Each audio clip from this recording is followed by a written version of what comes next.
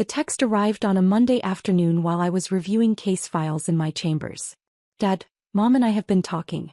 Your brother's boss, Judge Harold Brennan from the Ninth Circuit, is coming to my retirement party Saturday. This is important for Marcus's career.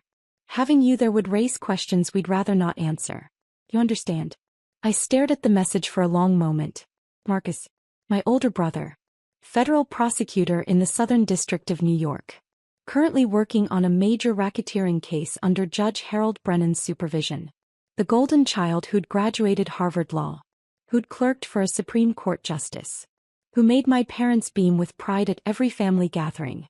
I typed back. Understood. No argument. No explanation requested.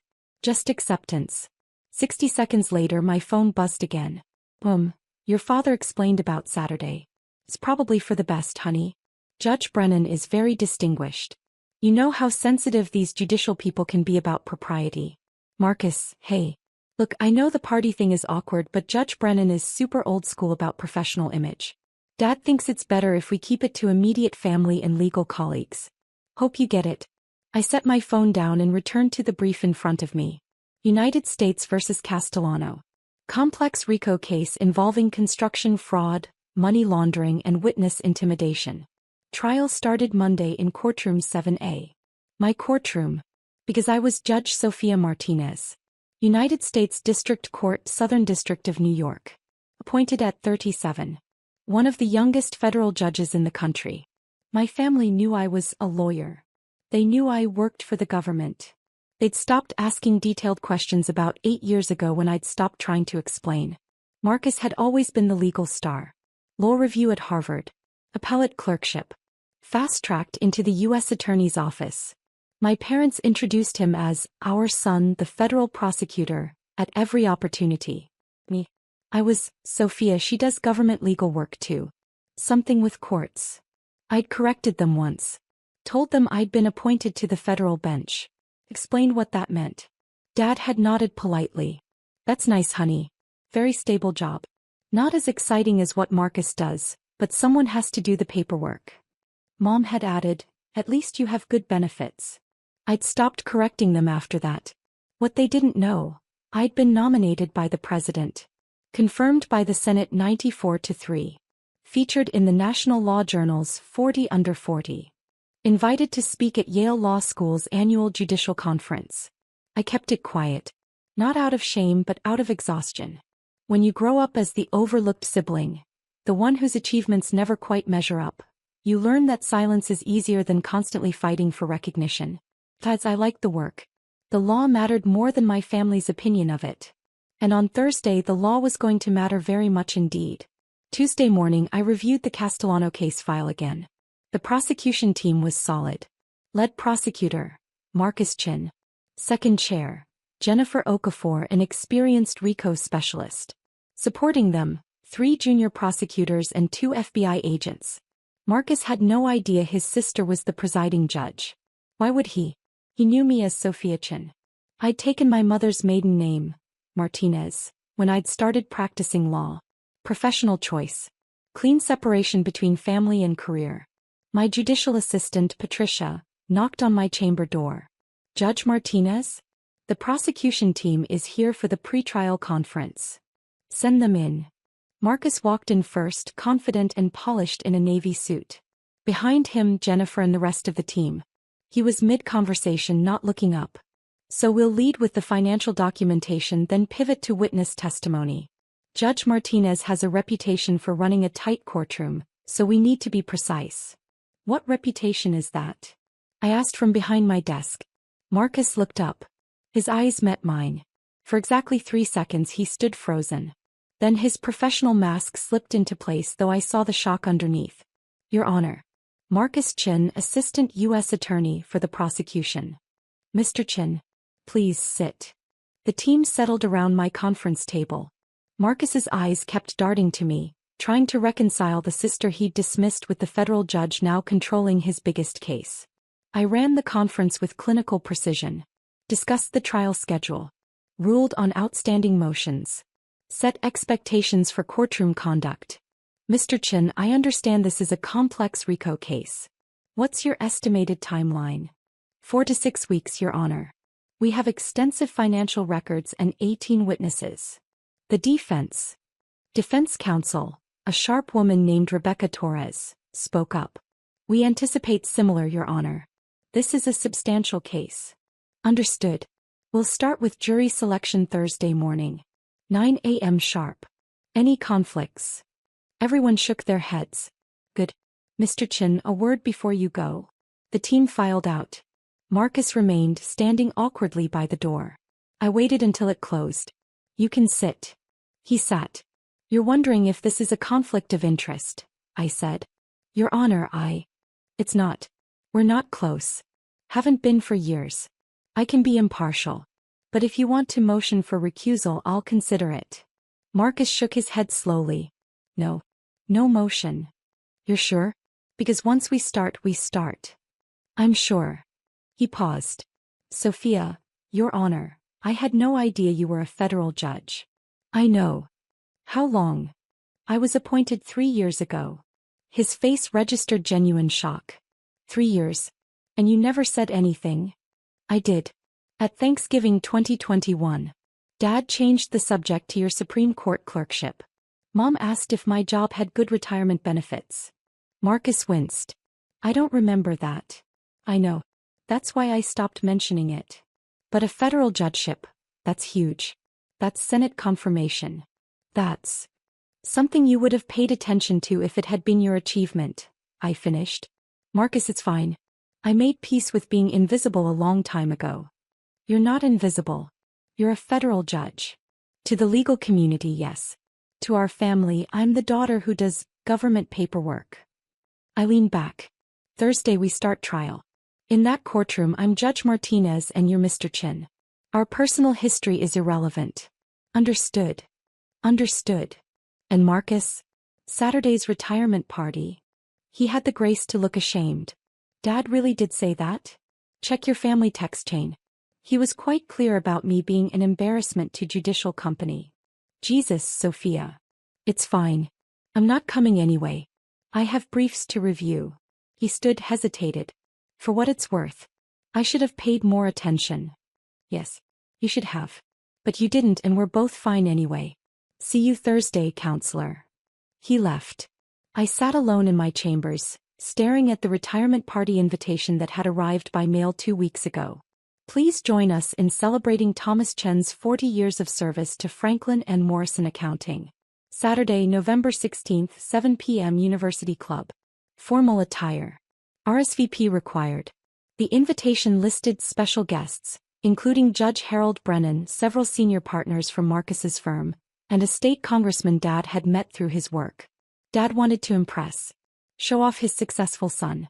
Demonstrate that his 40 years in accounting had produced something meaningful. And I was the embarrassment he needed to hide.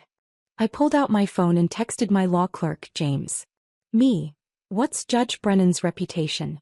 James. Ninth Circuit? Old school conservative. Harsh on defendants. Loves prosecutors who are prepared. Why? Me curious. James. He's attending some retirement party Saturday. Heard him mention it to his clerk. I smiled. Of course he was. Thursday morning arrived cold and clear. I put on my black robe, pinned my hair back and reviewed my notes one final time. The Castellano case was going to be a marathon. Complex financial evidence, multiple defendants, aggressive defense attorneys. I needed to be perfect. At 8:55 a.m., I entered courtroom 7A from my private entrance. The bailiff called, "All rise." The United States District Court for the Southern District of New York is now in session, the Honorable Sophia Martinez presiding. I took my seat at the bench. Please be seated. The courtroom was packed. Media in the gallery. Defendants at the defense table. Marcus and his team at the prosecution table. And in the second row, distinguished and silver-haired, Judge Harold Brennan. I saw Marcus notice him. Saw his posture straighten. This was his moment. Trying a major case in front of the judge who could shape his career. Good morning, I began. We're here for the matter of United States versus Castellano, case number 24/1847. Mr. Chin, is the government ready to proceed with jury selection? Yes, Your Honor. Miss Torres, is the defense ready? We are, Your Honor. I spent the next 4 hours managing voir dire. Questioned potential jurors. Ruled on challenges for cause. Kept the process moving efficiently. At noon we broke for lunch. I returned to chambers to find Patricia looking stressed. Judge Martinez? Judge Brennan's clerk called. Judge Brennan would like to introduce himself. He's waiting outside. I removed my robe. Send him in. Judge Harold Brennan entered. Imposing, formal, everything Marcus had described. He extended his hand. Judge Martinez. Harold Brennan, Ninth Circuit. I hope I'm not intruding. Not at all, Judge Brennan. Please sit. He settled into the chair Marcus had occupied Tuesday. I'm in town for a retirement celebration and thought I'd observe some trial work. Your courtroom management this morning was excellent. Thank you. That RICO case is substantial. Marcus Chin is a talented prosecutor. I supervised his appellate clerkship years ago. Brilliant legal mind. He's prepared well for this trial. I'm attending his father's retirement party Saturday. Thomas Chin, 40 years in accounting. Marcus speaks highly of his family. I kept my expression neutral. That's kind of you to attend. Thomas is quite proud of Marcus. Understandably so. Brennan paused. I don't believe Marcus has siblings. The question hung in the air. I believe he has a sister, I said carefully. Is she in law as well? She works with courts. Paralegal? Court administrator? Something like that. Brennan nodded. Well, Thomas mentioned wanting to keep Saturday intimate. Mostly legal professionals and close family. I gather the sister isn't attending. Scheduling conflict, perhaps. Perhaps. We talked for another 15 minutes about procedural matters, Ninth Circuit precedents, and trial strategy. Brennan was impressive. Sharp mind, encyclopedic knowledge of case law. As he stood to leave, he said, Judge Martinez, you're doing excellent work here. The bench needs more judges with your precision. How long have you been on the district court? 3 years, Judge Brennan. Presidential appointment? Yes, sir. Senate confirmation must have been quite a process. It was thorough. He smiled. Well, you wear the robe well. I look forward to watching how you handle this trial. After he left, I sat very still. Marcus had told Judge Brennan, the man who could influence his entire career trajectory, that he didn't have siblings. Or that his sister was so irrelevant she wasn't worth mentioning beyond she works with courts. The dismissal shouldn't have hurt. I'd made peace with being overlooked. But this felt different. This was active erasure. I pulled out my phone. Me, James, pull the Senate confirmation hearing transcript from my appointment. I need the opening statement. James, now? Me, yes. 10 minutes later, James delivered a file. I opened it to page 4. Senator Williams, Judge Martinez, your journey to this bench is remarkable. Daughter of immigrants. First-generation college graduate. Yale Law School on a full scholarship. Clerked for Justice Reynolds. Built a distinguished career in the U.S. Attorney's Office before this appointment. Your family must be incredibly proud. Sophia Martinez. Senator, my family has always supported me in their own way. But this achievement is mine. I built it through work, not through family connections. And I'm honored to serve. I remembered that hearing. Remembered sitting alone in the gallery because my family had scheduling conflicts. Marcus had a deposition. Mom and Dad had a pre-planned vacation. Only my mentor, Justice Reynolds, had attended. Had sat in the front row and smiled when the final vote was called. 94-3 confirmation. Presidential appointment. One of the youngest federal judges in the country. And my family still introduced me as Sophia. She does government paperwork. The trial proceeded flawlessly. Marcus presented his case with precision. The financial evidence was damning. 18 shell companies, $47 million in fraudulent transactions, witness intimidation captured on wiretaps. Judge Brennan attended every day, sitting in the gallery taking notes.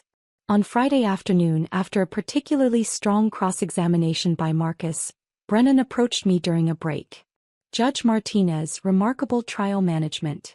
You keep both sides disciplined. Thank you, Judge Brennan. Marcus Chin is performing brilliantly.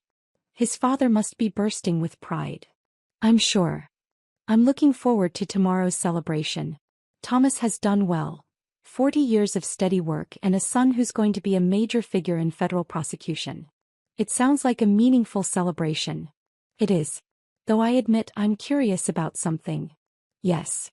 The sister Marcus mentioned, the one who works with courts. I asked Thomas about her and he seemed vague.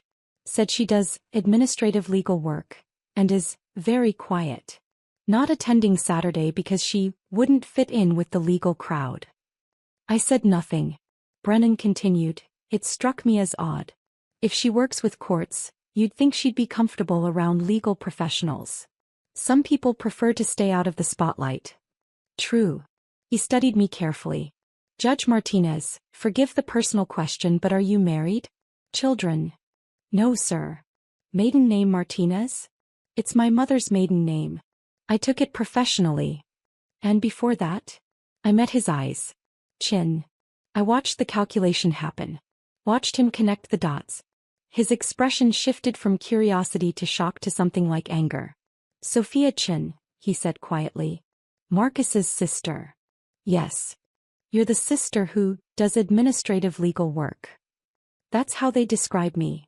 You're a federal district court judge. Yes, sir. Brennan sat down heavily. How long? 3 years. And your family doesn't know? They know I'm a lawyer who works for the government. They've never asked beyond that. But a federal judgeship, that's presidential appointment. Senate confirmation. That's public record. Which they've never looked up. Marcus doesn't know he's trying a case in front of his own sister? He knows now. I told him Tuesday during pretrial conference. Before that, no. Brennan's face cycled through several emotions. And tomorrow's party, they told you not to come because you'd embarrass them in front of me? In so many words, yes. Because they think you're what, a court clerk? Paralegal? Something like that. They've never been interested enough to ask specifics. Brennan stood, paced my chambers. Sophia, may I call you Sophia? In chambers, yes. This is unconscionable. Your brother has spent the last week telling me about his family's legal legacy. His Harvard degree. His clerkship. His trajectory. He's positioned himself as coming from legal excellence. He's not lying. He is excellent. But he's erased you. Completely. And your parents have enabled it. They see what they want to see. That's not acceptable. Brennan's voice was hard. Sophia, you're one of the most impressive jurists I've seen in years. Your legal reasoning is flawless. Your courtroom presence is commanding. You were confirmed 94-3. Do you understand how rare that is in this political climate? I'm aware. And your family thinks you're filing paperwork? Yes. He shook his head. I'm attending that party tomorrow. And I'm going to tell Thomas Chin exactly who his daughter is. Judge Brennan, that's not necessary. It absolutely is. Marcus has been leveraging my mentorship to build his career. Fine. That's how the system works. But he's done it while pretending his sister doesn't exist professionally. That ends tomorrow. Sir, I don't need you to fight this battle. No, you don't need me to. But I'm going to anyway because this is about more than family dynamics. This is about professional integrity. Marcus presented himself one way. The truth is substantially different. That matters.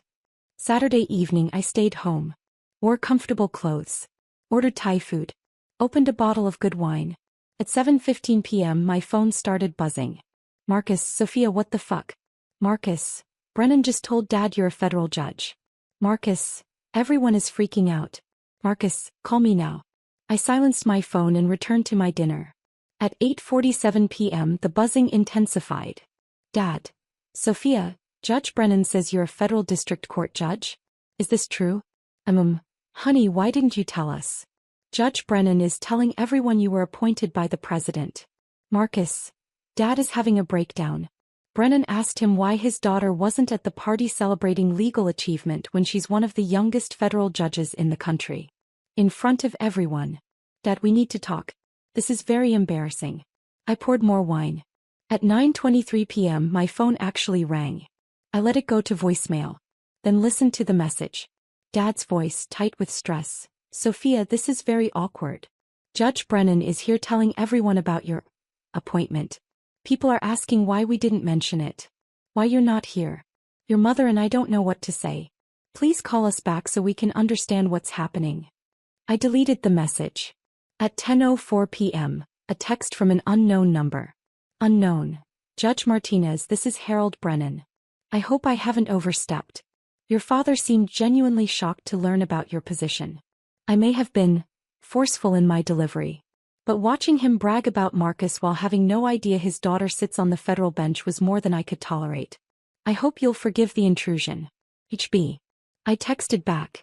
Judge Brennan, no apology necessary. He told the truth. What they do with it is their choice. Thank you for your integrity. The rest of Saturday night passed in blessed silence. I finished my wine, watched a documentary, went to bed early. Sunday morning I woke to 17 missed calls and 43 text messages. I made coffee and read through them. Marcus, we need to talk. Like actually talk. Everyone at the party was asking about you. We didn't know what to say.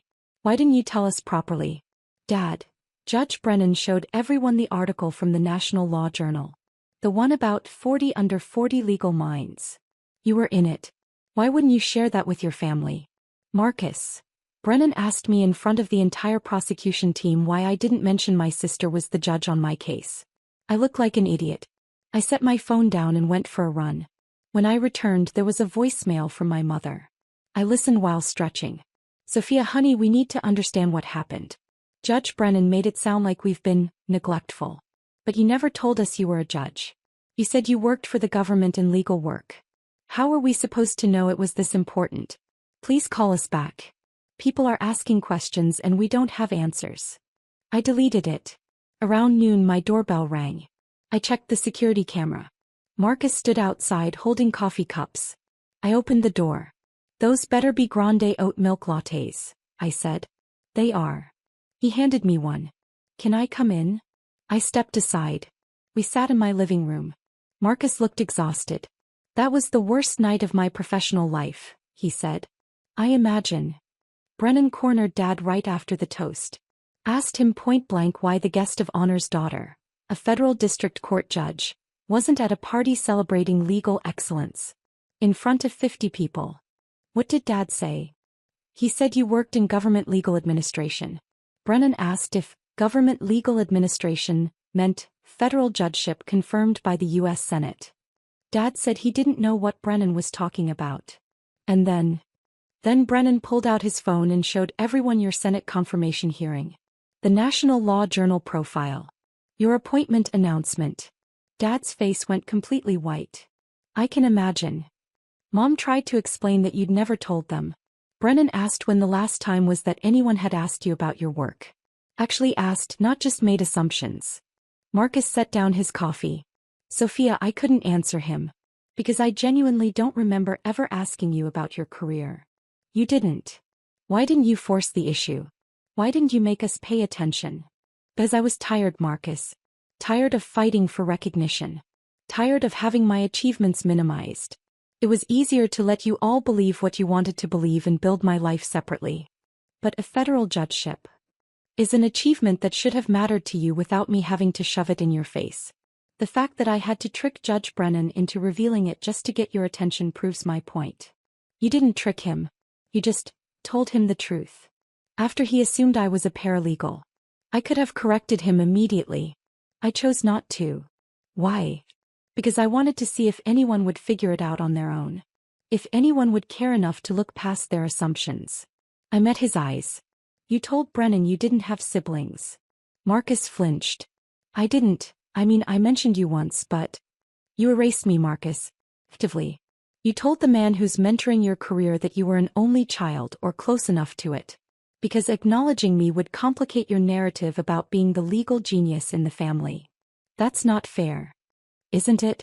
You built your professional identity on being Dad's successful son. The one who made it. Having a sister who's a federal judge would undermine that story. I didn't know you were a federal judge. You didn't know because you never asked. I told you at Thanksgiving 2021. You changed the subject. I mentioned it at Easter 2022. Dad asked if government jobs had good dental insurance. I stopped trying after that. Marcus stood paced. What do you want from me, Sophia? An apology? You've got it. I'm sorry. I'm sorry I didn't pay attention. I'm sorry I let my ego get in the way of knowing my own sister. I don't want an apology. I want you to understand that your success and mine aren't in competition. They never were. But you and Dad and Mom made them competitive. You needed to be the successful one, so I had to be the overlooked one. That was the role assigned to me. So you just left? No. I built a career so substantial that eventually the truth revealed itself. I didn't leave. I just stopped begging you to see me. He sat back down heavily. Brennan ripped into me for 20 minutes after the party ended. In front of Jennifer and half the prosecution team. He said I'd misrepresented my background. That professional integrity meant being honest about family, not just cases. He's right. He also said you're one of the best legal minds he's seen in a decade. That your courtroom management is textbook perfect. That you're going to be one of the most respected judges in the circuit. That's generous of him. Is it true? I'm good at my job, Marcus. Just like you're good at yours. But you're better than good. You're exceptional. And I had no idea. Because you never looked. We sat in silence. Finally, Marcus said, "The trial. Is it weird for you? Having me in your courtroom?" "No. In that courtroom you're a prosecutor and I'm a judge. Our family history is irrelevant to the law." Brennan said you could have recused yourself. That most judges would have to avoid the appearance of bias. I considered it. But we're not close enough for there to be actual bias. Recusing would have been the safe choice. But it wasn't the necessary choice. You're going to rule fairly? I'm going to rule according to the law. If your case is strong, you'll win. If the defense presents better arguments, they'll win. That's how courts work. And if I screw up? Then I'll rule against you. Without hesitation. Because in courtroom 7A, you're not my brother. You're an officer of the court who needs to follow procedure. Marcus nodded slowly. I can accept that. Good. He stood to leave, then turned back. For what it's worth. I really am proud of you. I should have said that years ago. You're saying it now. That's something. Is it enough? I don't know yet. Ask me after the trial. The trial continued for another 3 weeks. Marcus presented a masterful case. The defense fought hard, but the evidence was overwhelming. The jury deliberated for 6 hours and returned guilty verdicts on all counts. Judge Brennan attended the verdict reading. Afterward, he approached the bench. Judge Martinez, exemplary work. This trial will be studied in law schools. Thank you, Judge Brennan. Your brother performed well. But you maintained perfect control of your courtroom. That's the harder job. I appreciate that. I'm hosting a dinner next month. Federal judges, appellate attorneys, legal scholars. I'd be honored if you'd attend as my guest. I'd like that. He smiled. And Sophia? For what it's worth, I told your father something at that party. I told him that his daughter is going to be remembered in legal history long after his accounting career is forgotten. I don't think he fully understood, but I meant it. After he left, I sat alone in my courtroom. The space was quiet, empty, peaceful. My phone buzzed. Dad, Mom and I would like to take you to dinner. To properly celebrate your appointment. We know we're 3 years late, but better late than never? Please? I stared at the message for a long time. Then typed, next Sunday. 7 p.m. I'll choose the restaurant. Dad will be there. And Sophia? We're sorry. We should have seen you. I sent back a simple, see you Sunday. That Sunday I chose a restaurant 3 blocks from the federal courthouse. The walls were decorated with photos of famous trials, historical legal moments, Supreme Court justices. Mom and Dad arrived early, nervous. Marcus came too at my invitation. We sat, ordered, made small talk that felt stilted and strange. Finally, Dad said, Sophia, we owe you more than just an apology. You owe me the truth. Do you actually want to know about my career? Or do you want to feel better about missing it? Mom winced. That's harsh. It's honest. I'm not interested in performative guilt. If you're here because Judge Brennan embarrassed you, we can end this dinner now. But if you're genuinely curious about who I am and what I've built, then I'm willing to share. Dad took a breath. I want to know. Really know. Not because Brennan shamed me, though he did. But because I spent 40 years building a career and I just realized I have no idea what my daughter built in half that time. So I told them. About Yale Law School on a full scholarship. About clerking for Justice Reynolds. About my years as a federal prosecutor, trying cases that put away white-collar criminals and corrupt officials. About my nomination, my confirmation hearing, my appointment. About the cases I'd overseen. The legal precedents I'd set. The respect I'd earned from colleagues. Marcus listened quietly. At one point he said, "Sophia, the Castellano case, it's going to be cited for years. Your jury instructions were perfect. My whole team has been studying them." Good. That's how the law gets better. We learn from each other. Mom asked about my day-to-day life. What it felt like to wear the robe. How I made decisions. For the first time and maybe ever, they asked real questions. And I gave real answers. The dinner lasted 3 hours. At the end, walking out, Dad stopped me. "I told everyone at work about you this week." Showed them the National Law Journal article.